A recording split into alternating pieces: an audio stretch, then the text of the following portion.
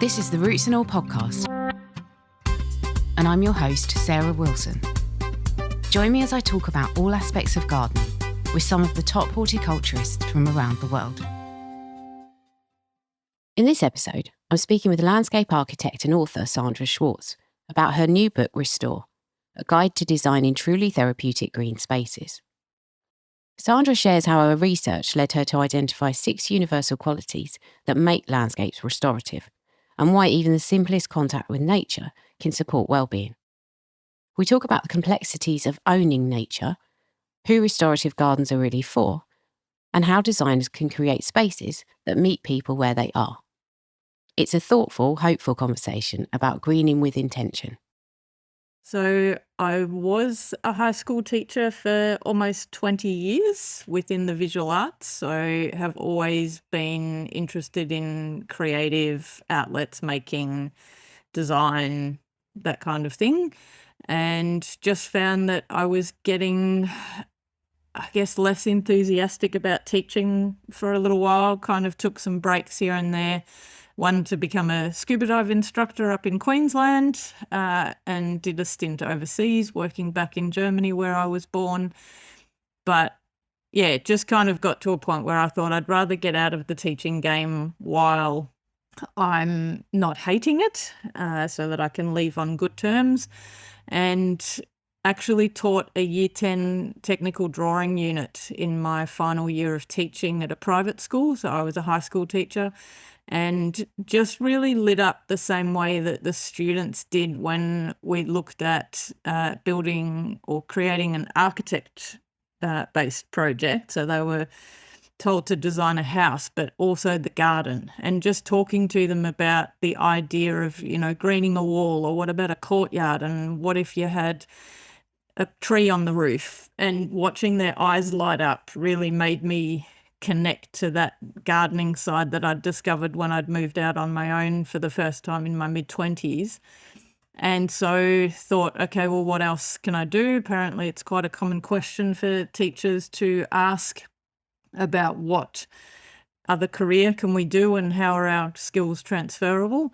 And so did a test for careers advice, and it came out with the 2 things that most interested me, and one was landscape architecture, the other was art curation. And because of the gardening side, thought, well, I'll have a go at the landscape architecture side. Wasn't sure whether I would be able to do it, but after a really great meeting with a student advisor, figured out that yes, actually it was all possible, and it kind of changed my life in that moment to apply for the Master of Landscape Architecture at Melbourne University. And then from there, extended it just from the point of view of also travelling to Sweden to do, initially it was meant to be sort of an exchange or study abroad experience, but because of my German citizenship and just the way that everything kind of panned out, I actually did the full master over there as well. And over there, thankfully, got in touch with or witnessed the impact that a rehabilitation garden that was on the campus in Alnarp in southern Sweden near Malmö, that what that offered as possibilities. And I was just blown away by what gardens could actually do for people, and came out of our first visit and just said to my classmates, well, I know what my thesis is going to be about already. It's going to be something to do with this. And ever since then have really lent into the therapeutic landscape sort of side of things, and trying to understand from a design point of view, what can we design in that will actually create or virtually ensure that you're creating a restorative environment, or what one theory calls supportive environments, which means that the environment is supporting either the rehabilitation, the respite, the rest, the restoration of a person being in that space.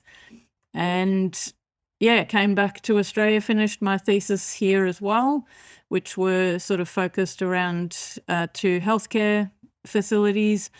Have been volunteering at the Royal Talbot Rehabilitation Centre as part of Austin Health, which is a multi-campus healthcare complex here in Melbourne.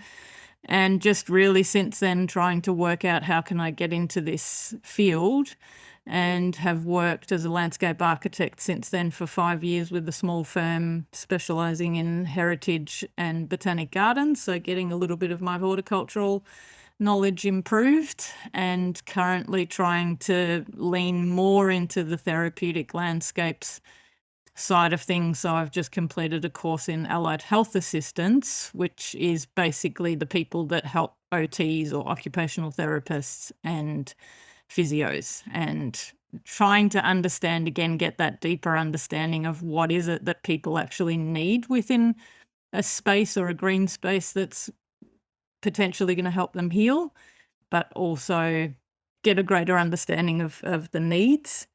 And yeah, that's sort of the practical side of how I turned the thesis into the book Restore, because it was about trying to share sort of all that learning and curiosity that I've had over the last few years. Brilliant. That made me laugh because we had this careers test in the UK that sort of did the rounds on the internet for a bit, and I put all my stuff in really honestly, and my career came out as cinema projectionist, which I think basically just meant go and lock yourself in a dark room and never see anyone.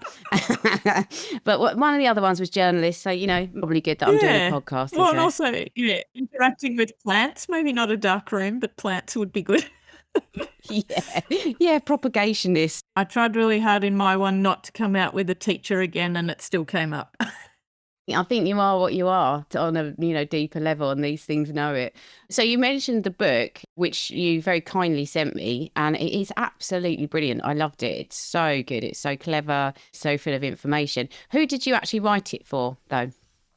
Initially, the audience that I was aiming for was garden designers, landscape architects, I guess people that are literally and practically designing those spaces, simply because as I did the research of the thesis that this all started as, and it probably makes up about a quarter of the book now, I just was hearing examples where the theory and the practical were disconnecting.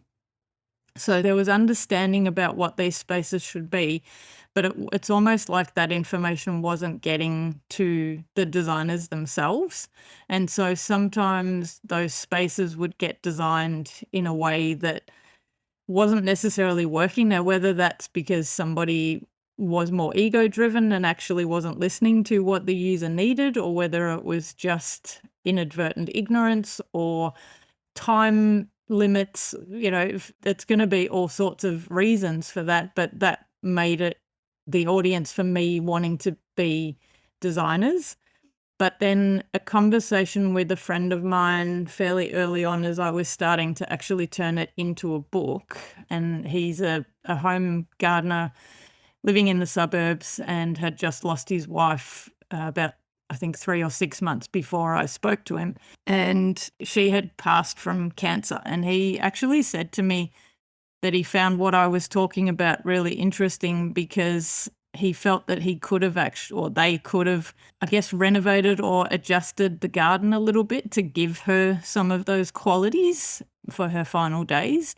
And that made me realize that the audience could actually be a bit broader as well. But I guess at its base, it is aiming to kind of tap those people who are doing the designs or in charge of creating spaces, giving them a bit of a tap on the shoulder to say, have you considered this? Have you thought about this? Not trying to dictate how they do it, but just making sure that they have thought about it. And it's why I ended up calling them the design considerations as well, because I'm asking them to consider those. Yeah, makes sense. So at the beginning of the book, you go very deeply. And again, I really enjoyed that bit of it because there was a lot of information in there that I hadn't come across before. So you go deeply into the history of humans and outside spaces. And I think you track pretty much as well, I think it's fair to say, the sort of disconnection from nature as we've gone along. And it made me think, is the concept of a garden, I suppose, problematic in and of itself because it's by its nature separating us from nature? Yeah, I agree. And it is that kind of strange conundrum of, on the one hand, as a creative person, I can totally understand why somebody would want to create a space and watch it change, have all the benefits of that. And also, I guess, in certain circumstances where it was maybe a desert dwelling conqueror that created a space. Yes, sure, it was about showing power and might and wealth, but it was also about creating the type of space that wasn't natural there and therefore getting that respite. So, yeah, there is always that uncomfortable kind of mentality of it being a property. And I guess that's why I was a bit careful about calling it a garden in some cases. It's why I used the word green space, because I think when it becomes a park or an open space, like there are certain areas or spaces that we wouldn't call gardens. But yeah, certainly I agree that it is problematic. And I caught myself doing that and sort of then looking in the mirror and thinking, how does that apply to me? Because as said, I'm very lucky to own, so to speak. I mean, there's always here also the contemplation of, do I own the land? I mean, really, I don't. I'm on Wurundjeri land of the First Nations of Australia, and, they didn't sell it to me. So there's that whole complexity as well. And the fact that I'm creating, like just before speaking to you, I was very happy to be sitting on my deck for the first time this summer, because we've had a really wet spring, to actually sit on my deck in my hammock and be looking at some lush planting right next to me. But really, by creating that or managing it, pruning it, whatever I'm doing, I'm still controlling that space, and I'm doing it because I'm privileged enough to be seen as the owner of that space, and so I can. And it doesn't sit comfortably. Like when I examine it that way, I think, oh, okay. But then there's also a side of it that I understand the benefits of that kind of space for my physical and mental well-being and my creativity. And yes, obviously I recognize that I'm privileged to do that, but it's also, you can sort of get into your own head about how do you actually deal with that and how do you respond and what do you do about it, etc. But yeah, so I think it is exactly as you say, a garden is an enclosed entity by definition, and therefore there are definitely issues and challenges with that definition in itself. Yeah, it is an interesting thing to just mull over or kind of, I think, hold in the back of your mind.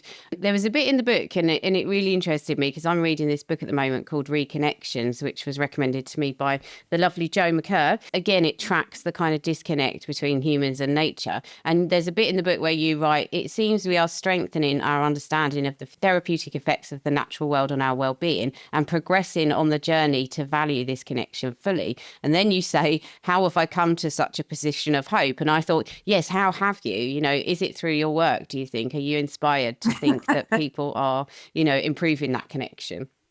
Yeah, I think I'm just feeling like I hear about it more and more. Or I'm not sure whether this particular phrase is resonating in the UK or in Europe as much as it is here, but here we're more and more hearing the comment, we are nature. So going almost beyond that concept of we need to reconnect to nature, actually recognizing, and this is what First Nations worldviews are very much about, is that we are nature. We're part of it. And it's this separation that we even think of ourselves as separate in any way is quite ridiculous, because that's what we've made happen. We live in these boxes that are completely separated from the air outside, and they pump in air conditioning and things like that, and it's us that's actually separated it, or separated ourselves from the environment that we live in. And whether that's urban, natural, rural, whatever, we are part of it. I think yes, in a negative way, we're also recognizing our impact on it in terms of climate change, etc. But we're also starting to recognize that, going back to the simplicity of, and there's a lovely woman, very inspirational, Gina Chick, who won a TV show called Alone here, but very much in touch with nature and how she lives and etc. And she just talks about the disconnect that we have, even on a very simple level of checking the weather, for example, like how many of us actually stick our heads out our front doors to check how cold is it? Do I need a jacket? Is it windy? Do I need an umbrella? Most of us will today, due to the marketed efficiency of it, will actually look at our meteorology app on our phone to say, oh, yep, it's this temperature and it's going to be windy. And instead of actually connecting and sensing what is happening around us, and she talked about it in an interview where she'll look at where are the clouds moving? Like, do I have a breeze on my face? Does it feel like it's got heavier? Like actually taking in some of that information that's being communicated to us. And I think the fact that you've got people like her or certain designers, the fact that more people are writing about it is giving me hope, in the sense that people are recognizing it. And to be honest, when I saw it on our free-to-air TV channels, the fact that it doesn't even need to be paid for it, it's in the common news. If it's starting to show up there, then you know that it's actually becoming a more common and more spoken about and recognized topic. And so I feel like even though it's slow, and yes, I'd like it faster, and in that sense, unfortunately, even COVID helped, because I think it brought people back. Was just finishing reading Good Nature by Kathy Willis and talking about how many new gardeners there are since COVID. I think that's the sort of thing that gives me hope, is that people are either feeling completely overwhelmed and turning to the simplicity of actually deeply connecting to nature, but I'm certainly reading and hearing and seeing more about it. And that's not about filling my social media feed only with it. I feel like it is starting to infiltrate the general media as well. So I think that's where I'm starting to take the hope from. And then also, I think, just like yourself, the response to the book, people that heard the topic, everybody that I spoke to was like, oh, wow, that sounds so great. When's it coming out? Nobody questioned the topic other than the publishers that didn't want to publish it because it was a bit too niche. But overall, the actual personal response to the topic showed me, yep, people are interested in this. They're longing for it. There's a growth in therapeutic horticulture here in Australia. So, yeah, that's the stuff I think that has given me hope for this area. So you have done such a lot of research, and the book is the product of that. And you've come up with universal qualities of restorative spaces, which must have been quite a task. How did you decide on those qualities? So this is the bit that came out of the thesis that I did over in Sweden, and then came back to Melbourne to kind of confirm and say, or check whether was this a Scandinavian thing or did it feel more universal. And it was predominantly based on a literature review that formed the crux of the thesis, which for obvious reasons was called Translating the Theory into Practice, trying to understand what was the literature telling us, not from a design principle point of view, because I think they're design principles in themselves, but actually saying what are the qualities or features or elements that you need to include or should include in a garden space to make it restorative. And in my thesis, they were 10, and I literally just kind of created a huge Excel spreadsheet / matrix to anytime somebody picked something physical and practical out of, here's the proof for what made this garden restorative, and we've tested it, and this is what it was. Tracked that, and then consolidated it and synthesized it down to get the 10. And where did people agree? So there's only, I think, one point where I didn't use my usual rigorous thing of that it had to be proven or stated by at least 3 people. And that was just that Claire Cooper Marcus and Naomi Sachs in the US put a particular number to the ratio of hardscape to plants, and that's 70% plants to 30% hardscape. That was sort of the only one which I wanted to mention because of the fact that they had actually put a number on it. But everything else within the thesis was pretty much I needed at least 3 authors or 3 papers to back it up so that it wasn't just a single opinion. And then when it was becoming the book, I just reviewed my 10 areas again and kind of realized that a couple of them could actually be consolidated into fewer. And so that's how the 6 came about. And then I remember very early on telling a friend about what I thought they were and that I felt that they were probably universal, but that was sort of where the research was heading, was to try and show that. And she challenged me on it. She said she didn't think that it was, that it would be user connected. And for a little while, I thought that was correct because when I had initially started the thesis in Sweden, I was aiming to work within the areas that had the most amount of research, which was stress rehabilitation, cancer care, and dementia care. And what I realized during the thesis was that the needs, because it was stress dominated, for stress rehabilitation and cancer care were very similar needs in terms of what people responded to, but the dementia gardens were quite different, and often it felt like their needs were almost opposite to what some of the stress rehabilitation literature was saying. So at that time, I probably didn't think it was universal, but when I came back to it and consolidated them, that's where it really felt very universal. And I thought, actually, all that's happening here is that they're working on a spectrum. So choice, for example, and this is the sample that I always give to people because it seems the most obvious, and that is, so the consideration of choice.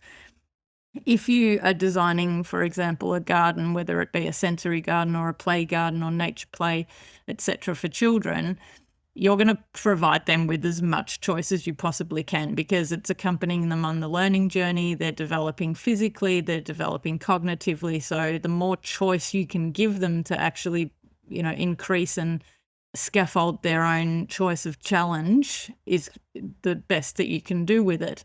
Whereas if you're creating a garden for an aged care facility where there is people living with dementia, you may actually want to dial down the level or the type of choice that you offer, not in the sense of not offering it, but the more choice you offer people with some of those conditions or certain types of dementia, they're actually going to get stressed and anxious by the fact that you've provided too much choice. And so circuitous walks, for example, are often used in dementia gardens, landmarks, things that people can orientate themselves to. So you're still considering how you're using choice, but you're dialing it down to actually suit them. So once I sort of worked that out and started really working it through each of the design considerations, I thought, yeah, these are actually universal. It doesn't matter who you are. You still need to have this considered and thought about, but how you need it to be executed is or can be quite different based on your physical and, cognitive and emotional needs. So so that's how I sort of came back to, no, these actually are universal. And the more I read to kind of back it up, the more that got shown. I just wanted to ask you a question, and I know it's probably a bit of a weird one, but I was thinking about my work, and I was talking to somebody who'd written a book on gardening psychology the other day, and I kind of thought, there are some people for whom a garden is just not the answer. Can we design in for them as well, or do they just get excluded from this kind of whole idea that gardens are therapy? I think certainly there's a scale or, a whole spectrum of benefits and levels of how green spaces and gardens help people. I'm a little bit hesitant to say that I think there's people that it wouldn't help at all. I think there's certainly, and I know it's an example that's been talked about with autism, that there are gardens that get designed to actually completely reduce, if not almost pause, seasonality and that sort of thing, because people on a certain neurodivergent spectrum they don't respond to change at all.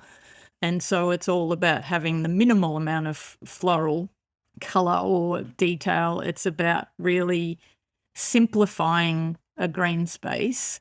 I think where I'm hesitating with it is that quite a bit of the things that I've read, both to prepare for my book, but also just now with Good Nature, I feel like there's actually a lot of physiological things like just seeing the colour green that is so soothing and sits at a spectrum level for the eye that's relaxing. Like, we don't need to try hard to take that in. It's just a very comfortable light level or colour level for the human eye. So things like that, and then the fractal shapes and patterns that we have. I think there are actually certain areas where I would almost question whether there are going to be people where it doesn't help at all. Like, I totally understand that somebody may not be into gardening, they may not want to have their hands in the soil, they may not really like being outside, they might be a little bit biophobic.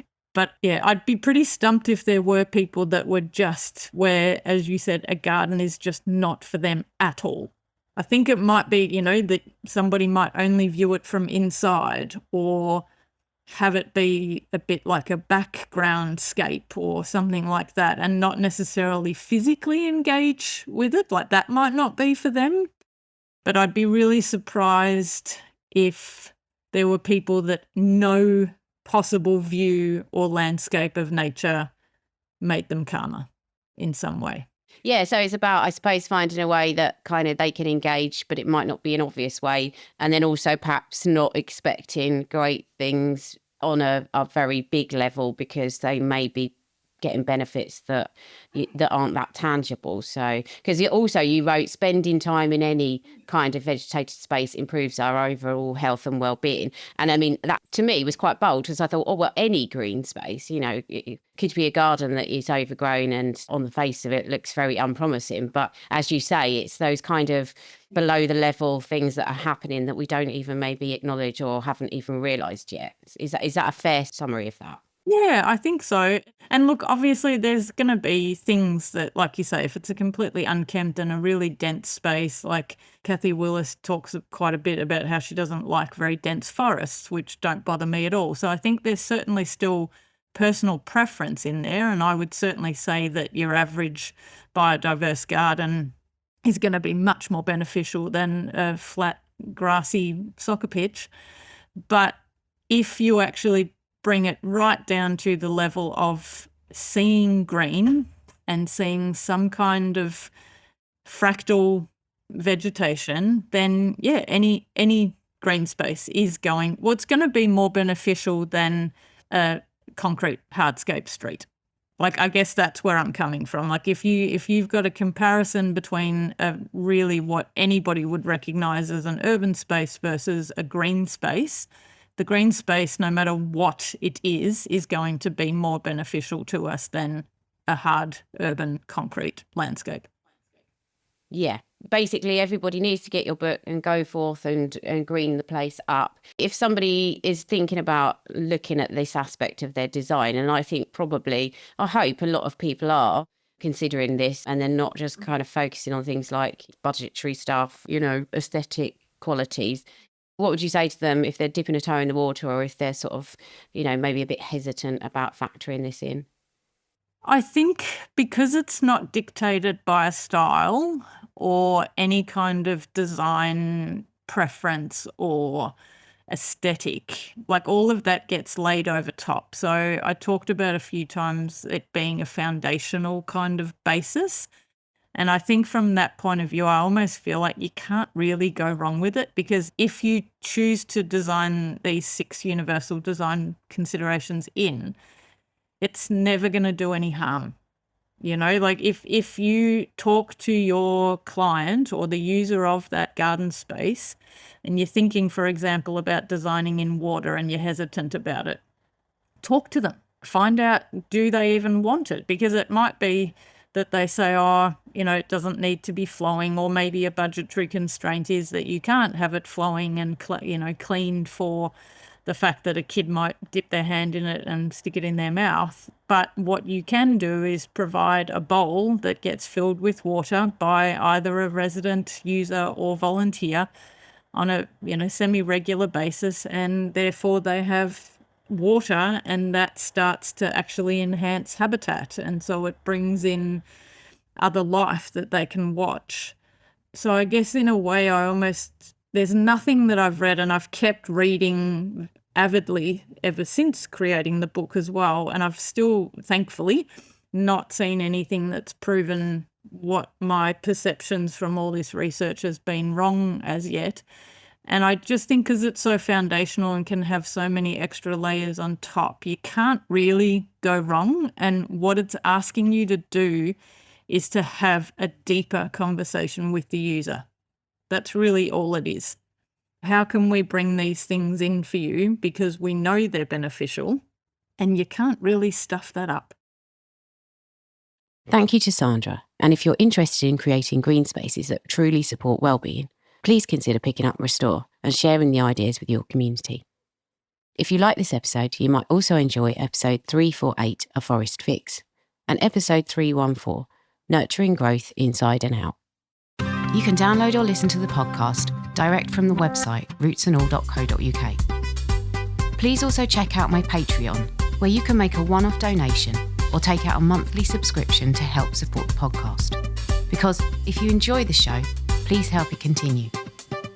I also have a GoFundMe where you can make a one-off donation. Even a one-off donation of £1 helps, and I'll be really grateful for your support. So please go to Patreon or GoFundMe and search for Roots and All Podcast.